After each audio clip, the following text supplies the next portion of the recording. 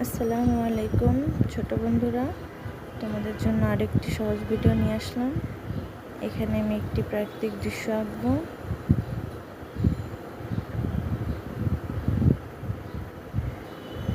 অনেক সহজে তোমাদের দেখাচ্ছি কিভাবে আঁকছি আমি।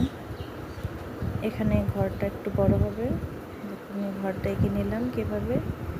এটা তোমরা স্টেপ বাই স্টেপ দেখলে বুঝতে পারবো।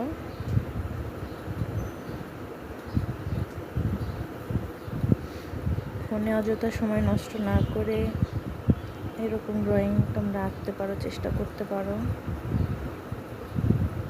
তোমাদের এটা একটা শখে পরিণত করো, দেখবা শখ জিনিসটা অনেক ভালো লাগে। আমি ছোট থেকে ড্রয়িংকে অনেক ভালোবাসি। আমি ছোটোবেলায় অনেক ড্রয়িং করতাম। আমার প্রত্যেকটা খাতার পৃষ্ঠায় দেখা যাক যেরকম ছবি আঁকা থাকতো।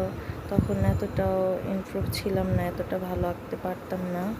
তবে আঁকতে আঁকতে এখন মোটামুটি ভালো পারি। তোমরা যেরকম দেখছো, এটা তোমাদের সহজে দেখানোর জন্য আমি আঁকছি, কিন্তু এর থেকে ভালো আঁকতে পারি মোটামুটি ইনশাল্লাহ।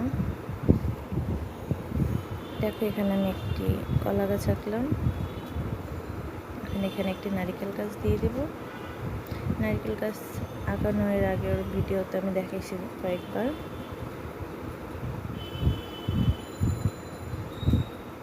দেখো নারিকেল গাছের পাতাগুলো কিভাবে দিয়ে দিচ্ছি।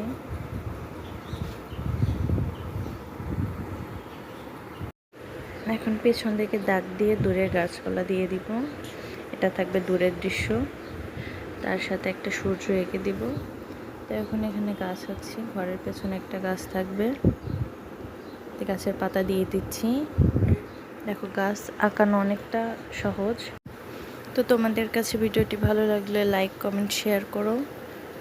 আমার চ্যানেলেই থেকো। আজকের মতো এ পর্যন্তই। আল্লাহ হাফিজ সবাইকে।